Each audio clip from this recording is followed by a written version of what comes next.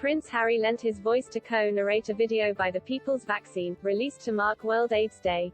The clip draws striking parallels between the struggles for access to HIV medicines and COVID-1 vaccines in developing countries.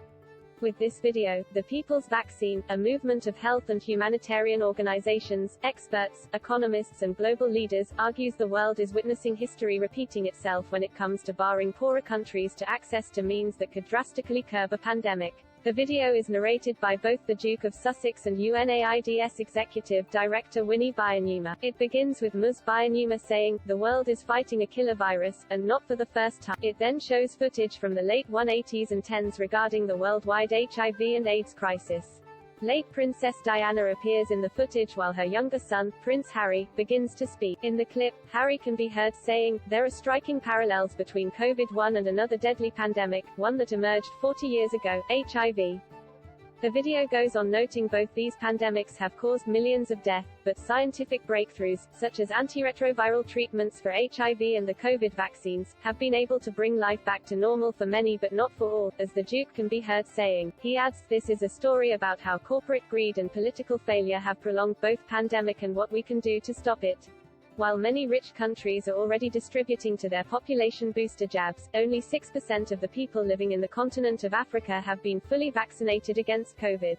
This inequality in the distribution of vaccines comes as the United Nations warned AIDS will kill 7 million people in the next decade if access to treatments isn't not made fairer. Ms. Byanyima can be heard saying in the video, "Why are the poor being left behind?"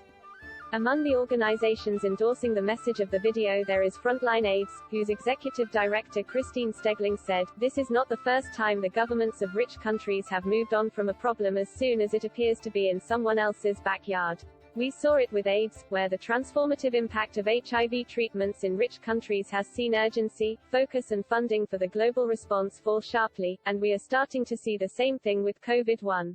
We cannot allow history to repeat it. The COVID-1 pandemic is far from over, but high-income, high-vaccination countries are already starting to talk about future pandemics, while turning a blind eye to those that continue to impact poorer regions. This will only prolong the pain of existing pandemics, placing millions of lives at risk.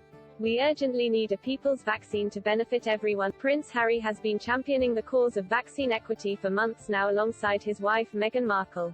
In May, the couple were campaign chairs of Global Citizens Vax Live, drawing attention on the importance to distribute COVID vaccine across the world to end the pandemic. They have since continued to keep the spotlight on this issue with other public appearances, including a series of visits during their tour of New York in September. But the Duke has also spent years working to improve the lives of people affected by HIV and AIDS.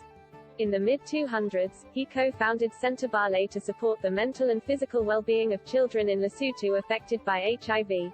With the passing of the years, the charity has opened a branch also in Botswana. The Duke of Sussex followed in his mother's footsteps in not only supporting people affected by HIV but also breaking the stigma attached to people living with this disease. The late Princess of Wales famously shook hands without wearing gloves and hugged HIV patients during her official visits.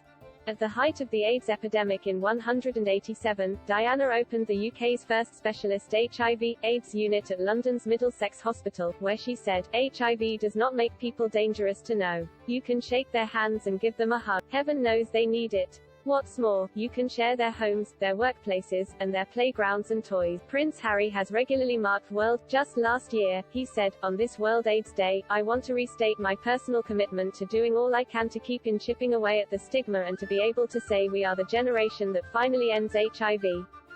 The video by the People's Vaccine Movement was shared just hours before GB News is due to air an interview by Nigel Farage to Donald Trump. More to follow.